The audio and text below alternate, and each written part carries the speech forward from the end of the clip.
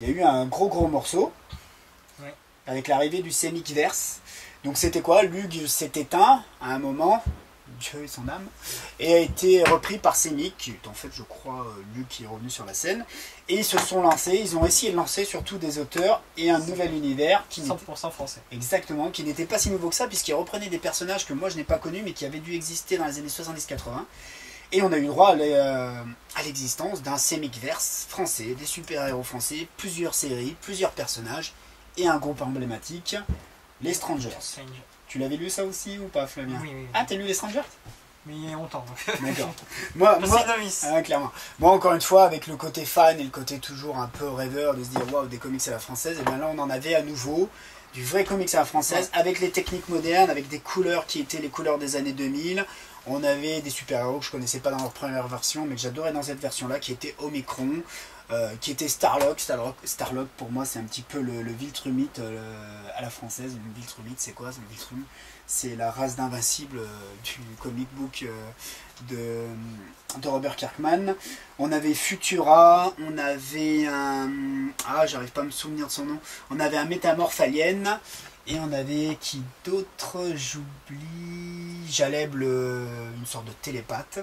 On va bientôt les revoir. Oui, bien sûr, on va bientôt les revoir, on va reparler par la suite. Ouais. Et tout ça, donc, dans un univers dans lequel il y avait d'autres groupes. Moi, je me rappelle d'un groupe de super-héros qui s'appelait Hexagone, qui fait un mini crossover à un moment dans une aventure spatiale avec un super personnage qu'il faut absolument qu'on revoie, qui s'appelait Blacklist. Et il faut nous ramener ça. Donc voilà, ça c'était le gros du comics français à ce moment-là, dans la première partie 2000.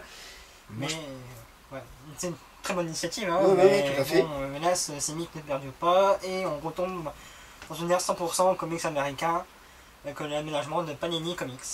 Oui, Panini Comics, toujours donc du comics américain. Semik qui n'a pas rencontré le public et qui a surtout pas vu, je crois, ses licences américaines reconduites, ce qui a fait qu'il n'a pas pu continuer non plus le côté créatif français. Et puis qu'est-ce qui s'est passé après tout ça? Jusqu'au 2006, pas grand-chose. Jusqu'en 2006, non, il y a eu un trou, mais il y avait, enfin on a l'impression qu'il y avait un trou, mais il y a quand même eu des comics à la française qui ont été... Qui ont essayé au moins. Ouais, et qui ont été édités. On avait quoi? Comme par exemple Organique qui relance Strange. Il y a Strange qui arrive par correspondance, mais du Strange, hein, qui reprend le nom, donc je ne sais pas comment ça s'est fait, mais effectivement un nom de prestige. C'est encore en plus d'ailleurs. Oui, tout à fait. Il y a Shangu. Tu connais Shangu, Flavien? Non, pas du tout. Moi, j'ai pas eu l'occasion de le lire, mais Shangu, c'est quoi? C'est chez Los Brignoles Comics. Apparemment, c'est du comics français dans un environnement plutôt contemporain, urbain. Je pense avec des influences hip-hop. Et puis, je crois que c'est basé sur certaines mythologies africaines. Hélas, je ne connais pas. Et puis, il y a eu le French Crow. Donc le French Crow, moi quand je l'ai vu venir, je me suis dit mais qu'est-ce que c'est? Pourquoi ça s'appelle le French Crow? Tout ça. Et bien tout simplement, c'est Yoann Boisseau et son team qui ont repris la franchise The Crow, qui ont fait des comics The Crow réalisés par des Français. Et c'est toujours d'actualité, ça sort, il va bientôt y avoir un tome 4. Et ben, bravo à eux, parce qu'ils sont là depuis un moment, ils perdurent. Et donc ils étaient là déjà à ce moment-là. C'est un peu silencieux, mais quand ils débarquent... Oui, tout à fait. Et puis il y a des projets dans les cartons, on en reparlera peut-être par la suite. À la suite de tout ça, à partir de 2006, ça a commencé à bouger un peu. Ouais, c'est l'ère d'indépendance. Oui. Qu'est-ce qui se passe pendant cette ère d'indépendance? Le comics commence un peu à envahir le grand public, du moins nous. Oui. Et les nouvelles technologies, comme Internet par exemple, qui aident à finaliser des projets et l'édition de ces projets voit le jour. Avec des structures qui se créent et qui prennent le risque de... Voilà. Donc c'est l'ère de l'indé comics, hein, tu l'as dit, l'indépendance. L'indé comics. Donc, voilà. Moi je vais prendre des exemples que je connais, simplement c'est vrai qu'avec les nouvelles technologies, les dessinateurs peuvent plus facilement accéder à des techniques de colorisation avec des Photoshop, on voit apparaître des blogs, on voit apparaître des sites internet, les dessinateurs peuvent se présenter, ce qu'ils savent faire tout simplement, et on s'aperçoit qu'il y a vraiment des choses qui valent la route. Pour moi on a de vrais artistes du net. Et aussi ça peut permettre, Internet c'est, déjà on peut présenter un projet, mais ça peut aussi permettre un peu de se réunir, donc il y a des groupes associatifs qui se regroupent, et du coup il y a des projets qui qui naissent. Tout à fait. Qu'est-ce qu'il y a eu? Alors, dans la mouvance, je crois que c'était un Wanga qui est apparu avec des numéros 0. Alors, je pense que c'était à partir de 2006, effectivement. De Spirit of Gecko, ici, de Skies, par ici. Donc, Wanga qui nous a fait de belles annonces. Wanga, je crois, qui est issu finalement d'Anthony Dugenais, qui avait eu une expérience chez Macma. Et bien sûr, Wanga qui nous sort le 20 décembre 2009 le hautement symbolique Patrouilleur qu'on voit là-bas. Le Patrouilleur, c'est quoi? C'est quoi, Flavien, le Patrouilleur? Oh, c'est un super-héros vraiment français, un astronaute. Damien Doumé. Voilà, Damien Doumé, qui, suite à un accident, acquiert des super-pouvoirs. Tout à fait. Et il est vite engagé par le gouvernement pour pouvoir mettre ce pouvoir à profit de l'État.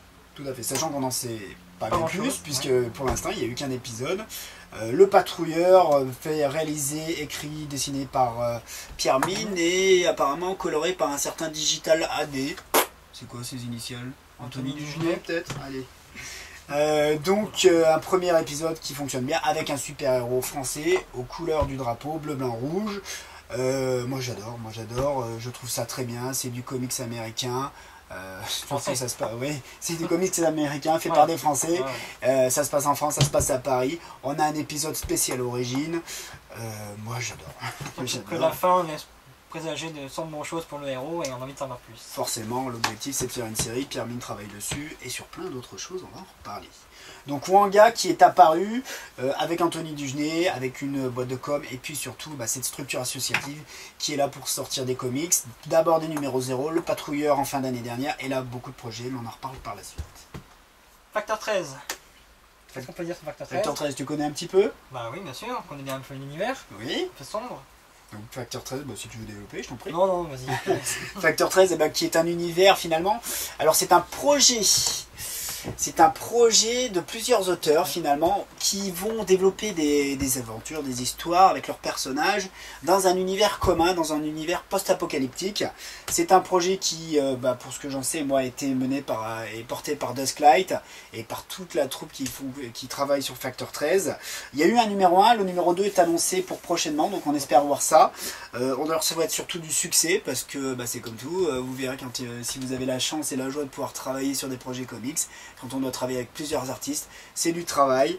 Et puis moi je leur souhaite que ça puisse réussir. Et puis surtout, quand vous avez le numéro 2, vous nous en envoyez 2 exemplaires qu'on puisse le lire. Bien sûr. Par la suite, on peut parler de Merluche, ouais. Avec LSA, Captain et Anonyman. Ouais, LSA, tiens, que j'ai pas retrouvé dans mes cartons, il faut que je le retrouve. Tu l'as lu, LSA? Non. Moi je l'ai lu.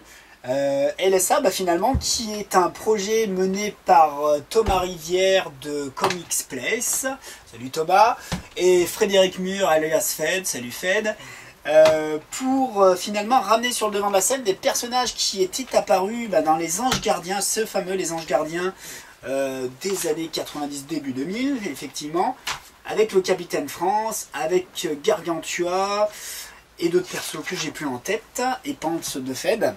Où on a un mini comics qui essaye de nous refaire vivre ces personnages avec le Capitaine France. C'est sympa, c'est dans le style de Fed qui a un style propre, qui n'est pas forcément très affirmé comique, qui est à la frontière pour moi du comics, du franco-belge, du manga. C'est coloré, c'est fun. Et puis c'était un bon comics, c'était du comic français que j'ai apprécié. Quand j'ai ouvert ça et que je l'ai eu dans les mains, j'ai fait oh, c'était quelque chose. Donc ça c'était leur première tentative qui était un one shot. Je pense qu'il n'y aura pas de LSA 2 par la suite. Et puis dommage. Non, oui, dommage. Et puis le même duo qui nous sort du Anonyman. Tu l'as lu? Non, mais j'ai feuilleté plusieurs fois. Moi je l'ai lu. Qu'est-ce que tu en penses? Dis-nous. J'aime beaucoup, mais c'est un peu trop comique pour moi. Comique dans le sens. Oui, d'accord. Donc, ok, moi je vais développer. Anonyman, c'est quoi? C'est finalement la version des super-héros par Thomas. À l'époque, je crois qu'il y avait aussi donc Thomas Rivière, Alexandre Bouscari, le premier compère de Comics Place, je crois, et puis Fed M, forcément. Toujours les mêmes en fait. Exactement, la même team. Même équipe. Et puis, qu'est-ce que c'est finalement? C'est dans un monde proche du nôtre, dans le nôtre peut-être d'ailleurs, où il y a une surpopulation des super-héros, même en France, et le gouvernement est obligé d'exiler les super-héros, de les répartir sur le territoire. Et on a un super-héros, Anonyman, qui porte bien son nom, puisque finalement il n'a pas de visage, qui se retrouve dans un coin un petit peu perdu. Je ne trouve plus le nom du patelin. Un petit bourgoin sympathique, mais vraiment il ne se passe rien. Voilà. Et du coup, on a droit à un tome entier des aventures de ce super-héros citadin qui se retrouve à combattre des menaces improbables en province. Donc c'est sympa, c'est frais, c'est toujours mené par la même team. D'ailleurs, on peut apercevoir Pants plusieurs fois. Oui, on aperçoit Pants, le perso de Fed, dont il faudra qu'on reparle dans les prochaines émissions. Ouais. Voilà pour Merluche. On a quoi d'autre dans les teams? On peut parler des phylactères. Un gros morceau. Oh, quel gros morceau, phylactère. Tout ce qu'ils ont publié, comme VHB, Nancy, Spermag, Bertrand, Caftarien et peut-être bientôt Stillman. Oui, dans Nancy qui va apparaître. Donc phylactère, qu'est-ce que c'est? C'est des barjots de Metz, Nancy de l'Est.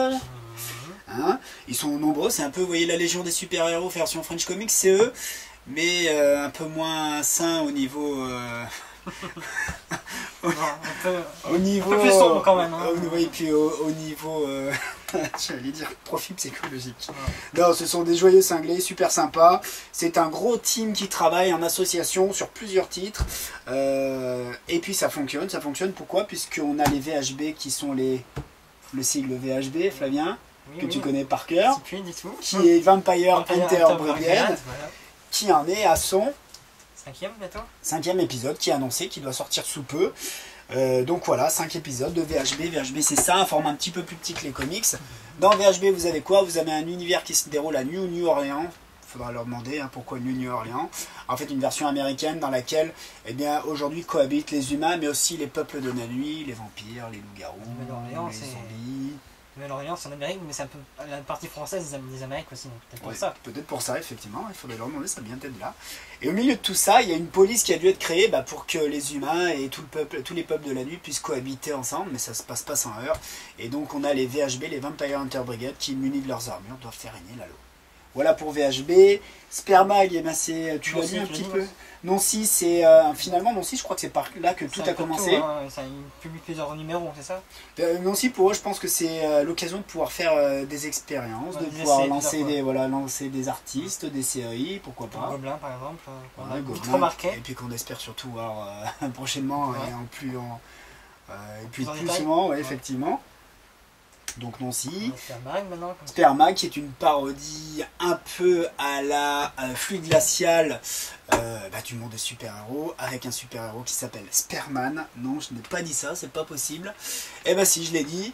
Et puis toute une clique de persos qui sont dans cette veine-là. Je crois qu'on a la vessie verte. Il y a la vessie verte, une sorte de Green Lantern qui acquiert ses pouvoirs quand il boit beaucoup de bière, parce que sa vessie se remplit, tout ça, donc il faut le découvrir. C'est du délire, quoi. C'est du délire, ça fonctionne bien.